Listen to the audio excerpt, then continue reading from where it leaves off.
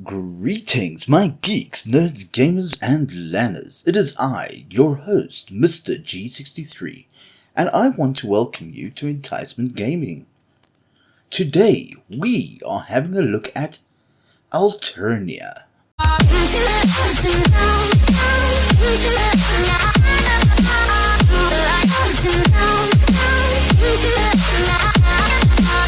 Elteria is an RPG-styled sandbox game. Now, with so many titles in the genre available, I'm curious to see if this one has anything new to offer. It is currently being developed by the Elteria team and will currently be published by Heathergaze. Now, there is something interesting about this, but I will go into more depth with this later. So, is this game another Second Life or more in tune with Ark Survival? Well, let's get started. Apparently, this is a post-apocalyptic title. But come on, pull the other one. The creatures and the environment are so cute. I've posted a link in the description regarding the lore of this game. Now, according to the website, the game has some interesting features, such as breaking walls using your opponent as projectiles, explosive pumpkins, polymorph curses, and even more. You can also protect yourself by building in the middle of a fight. There are also 5 classes based on unique game mechanics. It is an open world filled with treasures and dangers, and it is interlinking 2 game modes at once, which is exploration and battlegrounds. So, of course, let us see what kind of PC do you need to play this game. So, we will be starting off with the operating system. Now, you can use anything from a Windows 7 to Windows 10. Your computer needs to be at least a quad core with a 3 GHz processor, 8 gigs of RAM, an NVIDIA GTX 950 or an AMD RX 60. You will need an internet connection due to the fact that this is a multiplayer online game, and you will only need 4 GB of available space. So this game is not does not have a heavy resource requirement, but we will see what we can do with this information. I have had the singular pleasure of being able to ask the developers a few questions. So, I first asked them, why create Elteria? Well, essentially the Elteria adventure is a platform answer to the classic MMORPG formula. Instead of trying to copy the success of other games in the genre, they wanted to create their own kind of experience. Now, this one takes inspiration not only from the genre's formula, but of things that they liked and genuinely found entertaining. Now, I feel that this is what makes indie developers so special. While your big game development houses are pushing out more sequels than the Star Wars and the Fast and Furious franchises combined, indie developers are giving gamers things they haven't seen before. And, like my mom always used to say, don't knock it till you've tried it. So I was also curious about the inspiration of this game. Now, the Elteria Adventures is inspired by games of many genres. So, from the platforming elements of Sonic the Hedgehog and Mario Bros, to the cartoony style of Legend of Zelda and Kirby. The visual and the ability design is heralding from League of Legends and Overwatch. and then the questing and social mechanics of this World of Warcraft environment. From the soundtracks of Lineage 2 and Heroes of Might and Magic to the unique mechanics of Undertale. So, by creating a mix of some aspects of more classic games, which have had a trial run already, the Elteria team may be in the process of creating a whole new genre of gaming, as what happened with Minecraft. Now, how long was development? The game was in development for about 2 years now in 2020, and they think that their efforts are really starting to show. Now, since they've spent most of the time building up and fine-tuning the game mechanics, they believe that they are as ready as they can be to start introducing the story that they have planned to the whole time. So this to me is definitely a case of quality over quantity. Now here's where I had a shock when I asked them, as per usual with my episodes, what programming language did you use for development? And their answer was Java. I read this and I said, wait, what? Java? Like as in that coding language that's only seen in second-rate mobile games? What the hell?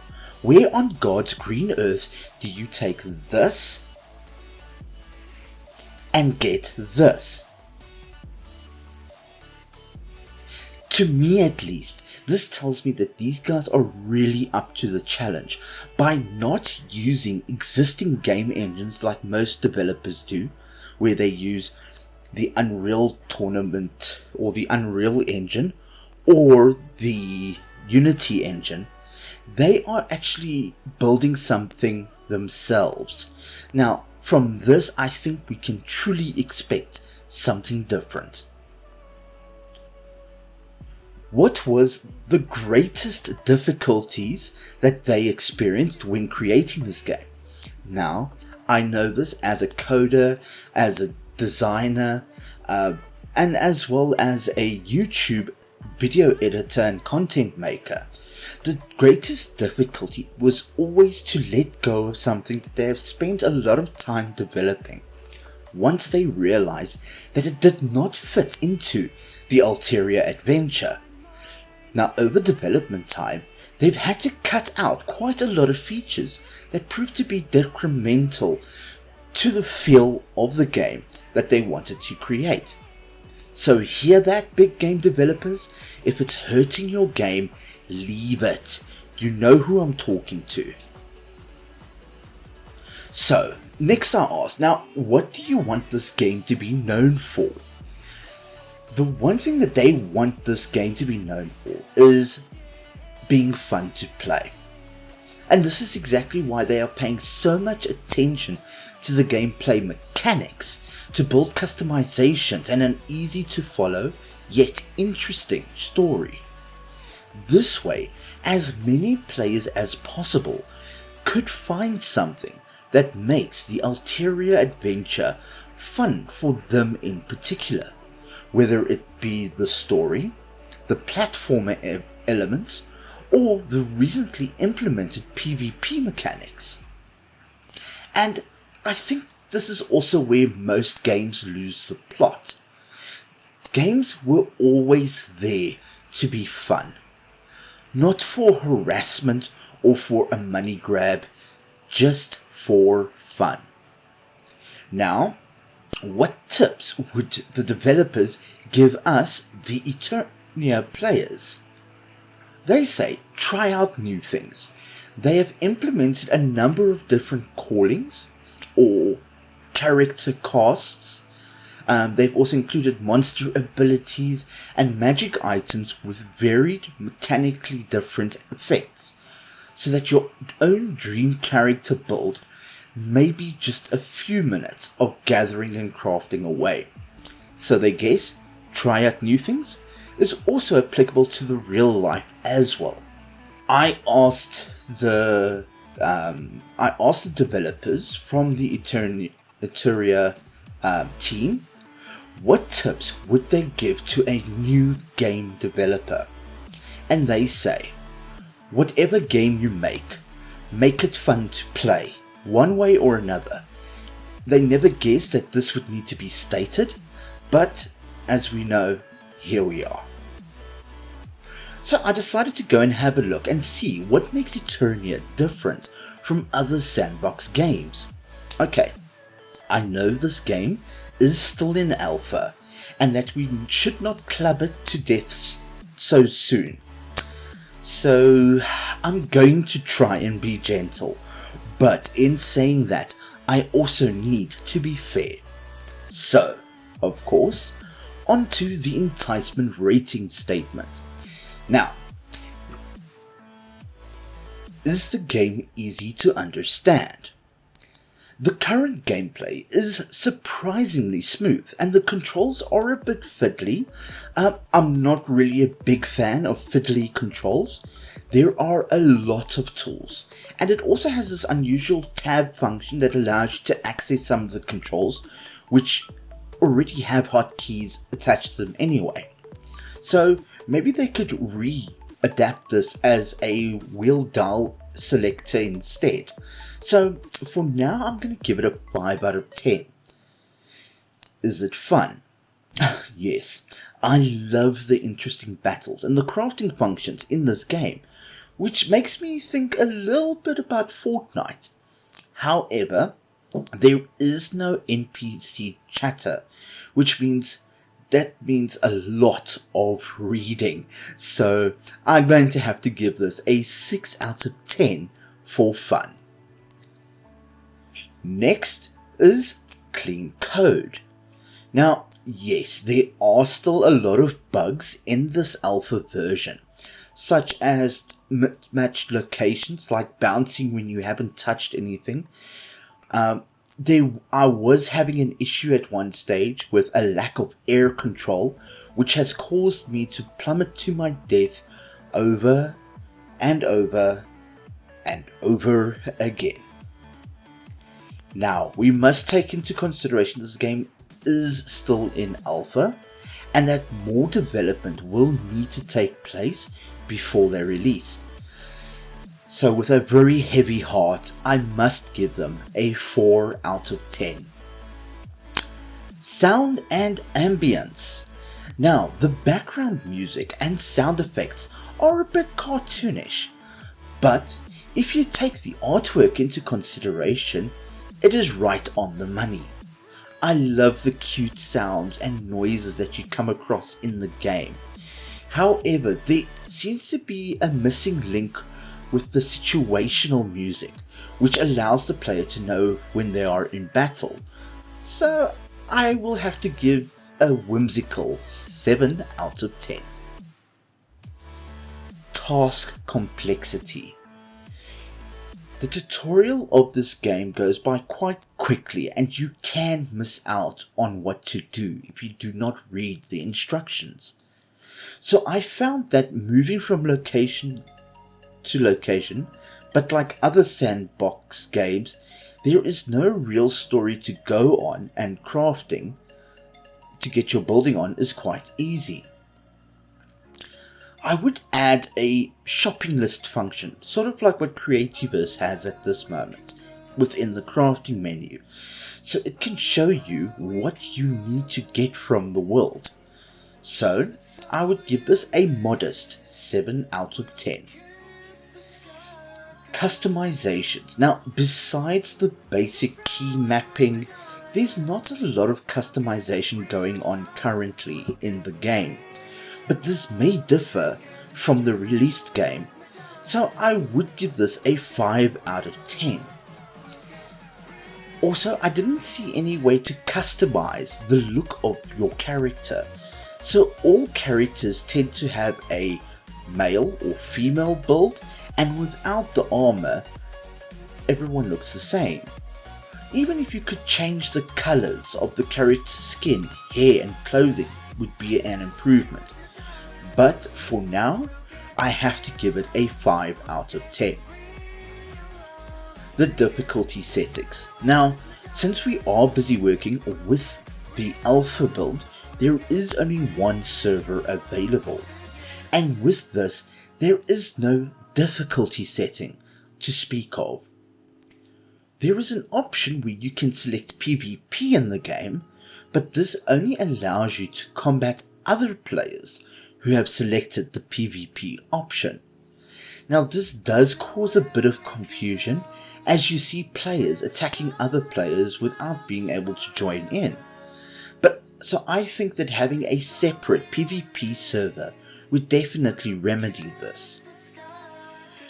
Replayability. Now with the 4 distinct classes that you can choose from, this game has got good replayability, and according to their website, with a new character class coming soon, I feel that there will be a lot of playability as long as they focus on keeping those classes balanced while still implementing their rock paper scissors mechanic.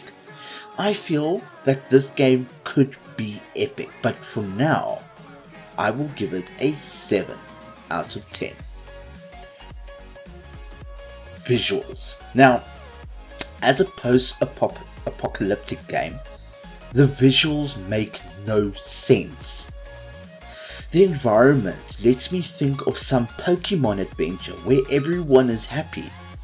I even got a surprise when I was attacked by a cute little Meowth looking character and a band of watermelon pigs. But in saying this, I did find the graphics aesthetically pleasing to look at.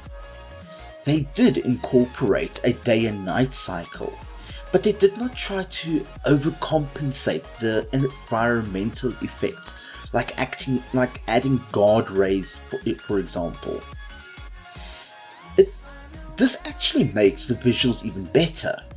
Now, they are not even attempting to make this game look realistic, and it actually works in their favour. When you are speaking to an NPC, you get... What the hell? I was hoping for a better character art here. These hand-drawn Muppets really break the aesthetics and actually break the immersion of the game. So from the visual standpoint of this game, it looks like a AAA feature game up until that point. So I will have to give them a 8 out of 10. So the final result is regrettably a 60% rating. But after some thinking, I also need to take into consideration that this game is still in development, and that this in no way shows the final product. There is still a lot of development planned, and I for one cannot wait to see what new items they will be bringing into this game. So I am really looking forward to seeing what the future holds for this game, and especially doing another review when the beta testing starts. So I just want to give a shout out to the developers and to Martin from the Discord channel. Thank you so much for your guys' time and patience and answering all my questions. I really do appreciate that. So, thanks for watching this video. Like and subscribe. Perhaps I'll be doing some more playthroughs of Elteria going forward. Now, I will be trying to upload once a week, so please hit that notification button. And if you know of any game that you would like to give the G63 treatment to, or if you want to see more of any game that I have already reviewed, please leave a comment down below. So for now, shop millipop, stay lekker, and see you on the refresh.